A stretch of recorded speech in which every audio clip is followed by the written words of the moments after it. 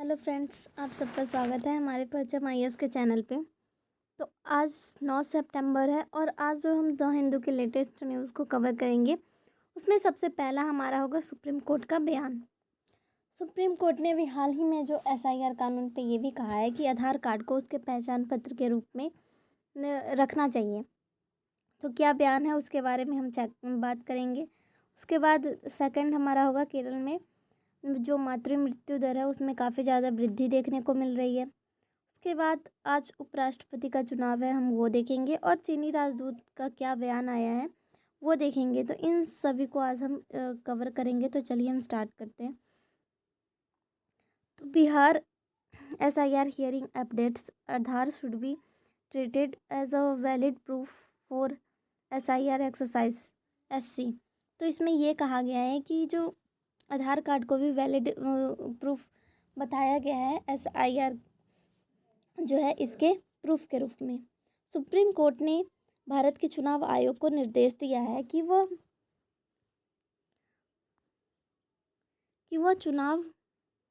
चुनावी बिहार मतदाता क्षेत्र में जो अभी पुनः विशेष परीक्षण हुआ है उस अभियान में आधार कार्ड को भी वैध प्रमाण के रूप में शामिल करेंगे। हालांकि शीर्ष अदालत ने भी इसे स्पष्ट कर दिया है कि आधार जो है ये भी कहा गया है कि आधार नागरिकता का प्रमाण नहीं है और चुनाव आयोग ने यह सत्यापित करने का अधिकार है कि दस्तावेज असली है या नहीं। ये भी बताया गया है कि उसके द्वारा कि आधार कार्ड जो है असली नागरिकता की पहचान नहीं है और चुनाव आयोग को ये अधिकार है कि वो चेक कर सके कि दस्तावेज असली है या नहीं, किंतु उसे शामिल करना है।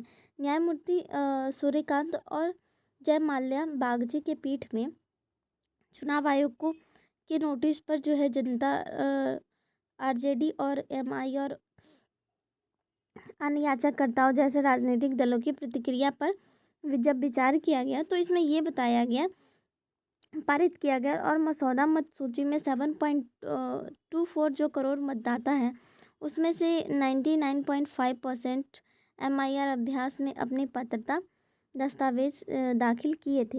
ये भी उसमें देखा गया जब बहुत सारे जो आरजेडी वगैरह हैं और सारे जो याचिकाकर्ता दल थे उन्होंने इसके खिलाफ जब केस किया तो इसमें ये पता चला कि इसमें जो है एमआईआर अभ्यास ने अपनी पात्रता का दस्तावेज भी दाखिल किए थे।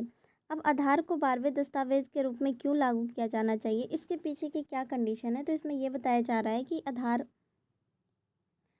राकेश द्विवेदी का कहना है कि जब चुनाव आयोग आधार कार्ड को पहचान के रूप में स्वीकार करने पर सहमत हो गया है तो याचिकाकर्ता इसे 12वें दस्तावेज के रूप में घोषित करने पर क्यों अड़े हैं।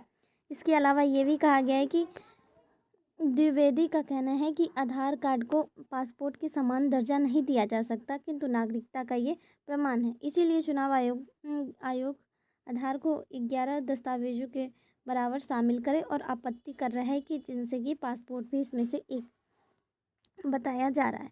अब सुप्रीम कोर्ट ने ये निर्देश दिया है 8 सितंबर 2025 को कि इस दिन जो है बिहार में चल रहे एसआईआर स्पेशल इंसेंटिव रिवीजन के तहत चुनाव आयोग ने आधार कार्ड को 12वां दस्तावेज मानते हुए पहचान पत्र के मान्यता के लिए भी इसे स्वीकार करने का आदेश दे दिया है। अब क्या यह स्वीकार होगा, तो आधार अब 11 दस्तावेज की तरह ही मान्य होगा।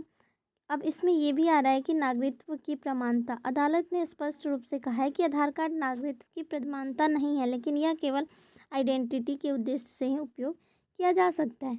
और जिसमें प्रामाणिकता की जांच की बात करें तो चुनाव आयोग और उसके अधिकारियों को यह अधिकार है कि वे प्रस्तुत किए गए आधार कार्ड की प्रामाणिकता एवं उसकी वास्तविकता को जांच करें कि वो असली है या नहीं। तो ये सब जांच करने का अधिकार अभी भी उसके पास है। इसके अलावा क्या है कि निर्धारित प्रतिक्रिया आयोग को आदेश दिया गया है कि वह इस निर्देश को अपनी जमीनी अधिकारियों तक तुरंत पहुंचाए और प्रादेशिक दिशा निर्देश को जारी करे। अब चुनाव आयोग को सुप्रीम कोर्ट के द्वारा ये भी निर्देश दिया गया कि वो इसे जो है तुरंत अपने ज़मीनी अधिकारियों तक पहुंचाए और प्रशासनिक निर्देश इसको जारी करे। अब ये महत्वपूर्ण क्यों है, क्योंकि 34 लाख मतदाता जो है इसके द्वारा लाभान्वित है जिसके पास जो है ईसीआई का सूचनाबद्ध अन्य दस्तावेज नहीं थे, जिसकी वजह से जो है उसे मतदाता सूची से हटाए जाने का जोखिम था। अब वे आधार कार्ड से अपना नाम को सुरक्षित भी कर सकते। इसके अलावा सामाजिक समावेशता, इसे जो है इसका एक कदम जो है व्यापक रूप से सामाजिक समावेशता की ओर भी कहा जा रहा है, क्योंकि इससे अधिक लोगों में मतदान की प्रक्रिया में सम्मिलित हो सकेंगे, क्योंकि वो भारत के नागरिक हैं। अब हम सेकंड न्यूज़ को देखेंगे तो एमएमआर केरल में अभी हाल में ही नवीनतम नमूना पंजीकरण विशेष बुलेटिन 2021 से 23 के अनुसार केरल में जो है मातृ दर अनुपात जो है 18 से बढ़कर 30 लाख हो गया है, और इसमें जो है SRS की रिपोर्ट दर्शाती है कि देश में सबसे कम MIR वाला इस शीर्ष राज्य की बात करें तो केरल और आंध्र प्रदेश का इसमें सबसे पहला स्थान है। अब ये सबसे ताज़ा और आधिकारिक आंकड़े SRS बुलेटिन बताते हैं कि केरल में MMR जो है 18 प्रति हज़ार जीव जो भारत में सबसे कम है, और यह इससे पहले यह रिपोर्ट जो थी 2019 से 21 में इसकी संख्या 20 थी। इसके अलावा ये भी बताया जा रहा है कि 18 से 30 में वृद्धि नहीं हुई है, बल्कि 22 से पहले यह जो है सही और अनुकूल रिकॉर्ड में केरल में MMR 30 थी, और अब जो है ये अवधि जो है पिछले वर्षों में और गिरकर 18 तक आ चुकी है। हालांकि एक रिपोर्ट यह भी बताता है कि केरल में जो है 24 से 25 में यह MMR बढ़कर 32 हो गए, लेकिन ये खास रूप से जन्म की संख्या में गिरावट के कारण हुई है। एक सांख्यिकी प्रभाव को लगता है कि न स्वास्थ्य प्रणाली में गिरावट, अर्थात यदि व्यक्ति की वास्तविक वृद्धि की संख्या में बढ़ोतरी नहीं है, तो बल्कि लाइव बर्थ की संख्या कम होने की दर में अस्थायी बदलाव प्रतीत होता है। इससे ये भी कुछ लोग का मानना है कि ऐसा नहीं हो रहा है, तो कुछ रिपोर्ट के द्वारा ये साबित हो रहा है कि 24 से 25 में जो है इसकी संख्या 18 से 30 से बढ़कर अब ये जो है 32 हो चुकी है। अब जन्म दर में गिरावट की वजह क्या है मातृ मृत्यु दर की? तो इसमें है जन्म दर में तेज़ी से गिरावट। केरल में कुल जन्मों की संख्या लगातार घट रही है, यानी कि इससे जो है उनकी प्रजनन दर काफ़ी कम हो रही है। इसके अलावा जो है लाइव बर्थ भी कम होते जा रहे हैं। इसकी वजह है थोड़ी सी मौत का अनुपात और बड़ी संख्या में दिखाया जाता है, जैसा कि अगर 10 मौत है तो 1 लाख जन पर MMR 10 होती है, वही मौत 10 है तो वो 30 जन्मों के में हो तो MMR 33 हो जाती है। अब इसमें एक और वजह ये भी बताया जा रहा है कि उम्रदराज मातृत्व। केरल में महिलाएं जो है बहुत देर से शादी करती है, जिससे कि देर से मातृत्व चुन रही हैं।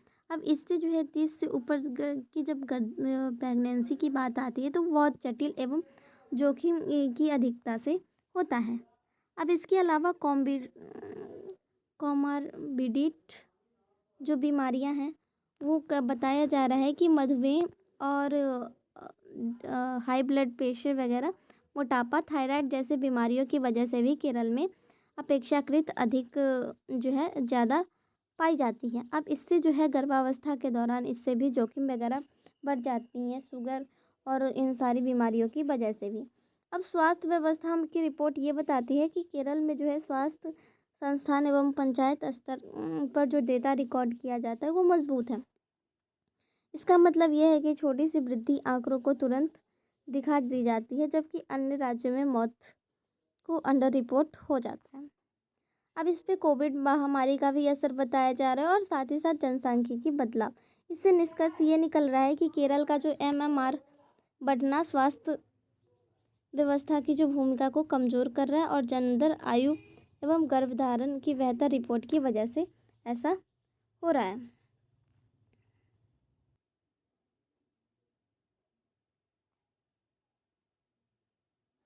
अब इसमें ये भी बताया जा रहा है, अब हम जो हमारा जो अब ये न्यूज़ है, इंडिया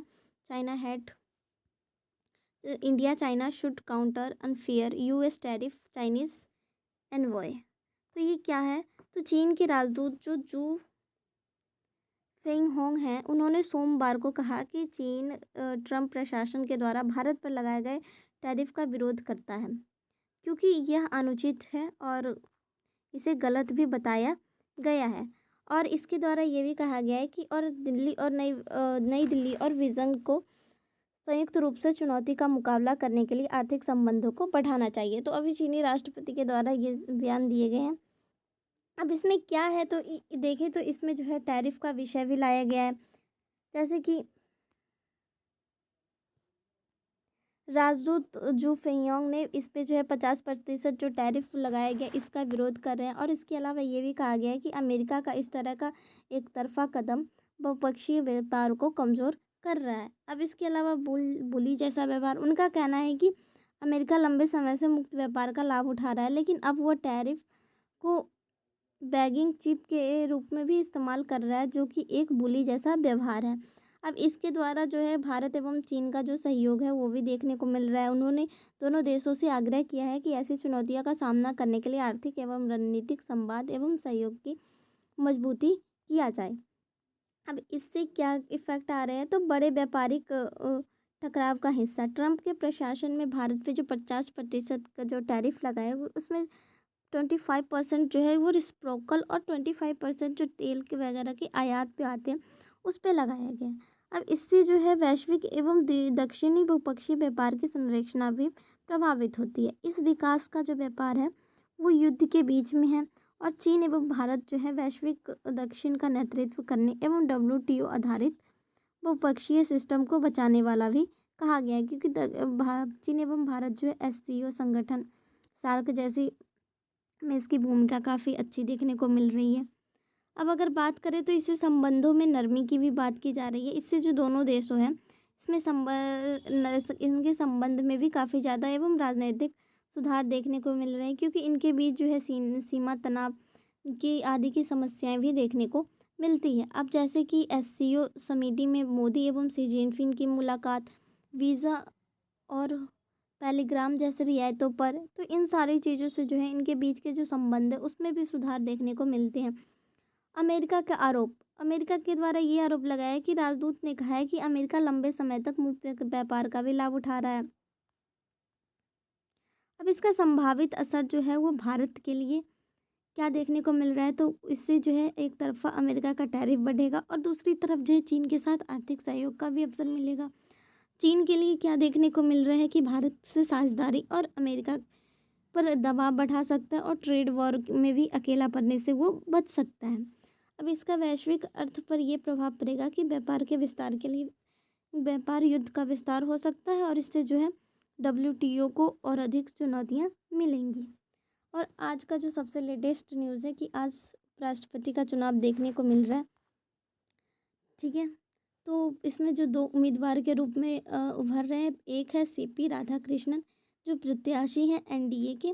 ये इससे पहले जो है महाराष्ट्र के राज्यपाल भी थे और 2 बार जो है लोकसभा के पूर्व सांसद भी रह चुके हैं, जो कि कोयम्बटूर से थे और भाजपा के वरिष्ठ नेता के अंतर्गत आते हैं। अब इनका राजनीतिक बैकग्राउंड देखें तो लंबे समय से भाजपा से जुड़े हुए एवं अल्पसंख्यक एवं दक्षिण भारत में उनकी जो तस्वीर है वह बलवती भी रही है। अब दूसरे इसमें देखने को मिल रहे हैं हमें वी सुदर्शन रेड्डी, जो कि NDA विपक्षी दल इंडिया के प्रत्याशी हैं। इन्हें जो है गठबंधन के द्वारा समर्थन प्राप्त हुआ है और इनकी पात्रता ये है कि ये पूर्व जो है सुप्रीम कोर्ट के न्यायाधीश रहे और गोवा के जो है पहले लोकायुक्त भी रह चुके हैं। अब इनकी छवि के बारे में ये कहा जा रहा है कि संवैधानिक मूल्यों एवं सामाजिक न्याय की हिमायती एवं विपक्ष के लिए एक नैतिक और न्यायिक नेतृत्व का भी ये विकल्प है। अब इसमें जो कुछ ऐसी पार्टियां हैं जो इसमें चुनाव इस मतदान में भाग नहीं ले रही है, जैसे कि बिज्जू जनता दल BJD, इन्होंने दोनों राजनीतिक धड़ों NDA एवं इंडिया से समान दूरी बनाए रखा है। इसके अलावा BRS ये किसान के उर्वरकों की कमी को रेखांकित करते हुए केंद्रीय सरकार एवं राज्य सरकार दोनों की नाकामियों की चिंताओं को व्यक्त करते हुए चुनाव से परहेज किया है। और तीसरा इसमें देखने को मिल रहा है SAD, पंजाब में आई भीषण बाढ़ को ध्यान में रखते हुए पार्टी ने इस आपातकालीन परिस्थिति बताया है और मतदान से दूर रहने का भी फैसला किया है। तो ये कुछ 3 जो है प्रमुख दल है जो इसमें भाग नहीं ले रहे हैं। अब इससे जो क्या संभावित असर पड़ रहा है तो दोनों कुल सांसदों में से जिनके पास ये मतदान चलेगा उनकी संख्या लगभग 770 है और उनका जो रेशियो है उसके अनुसार राधाकृष्णन की लगभग जीत बताई जा रही है। अब इससे राजनीतिक संकेत ये भी मिल रहा है कि ये जो बीजेडी, बीआरएस और एसएडी के इस निर्णय से जो है एनडीए को अप्रत्यक्ष लाभ भी देखने को मिल रहा है। तो इसी के साथ हमारा ये कंप्लीट होता है।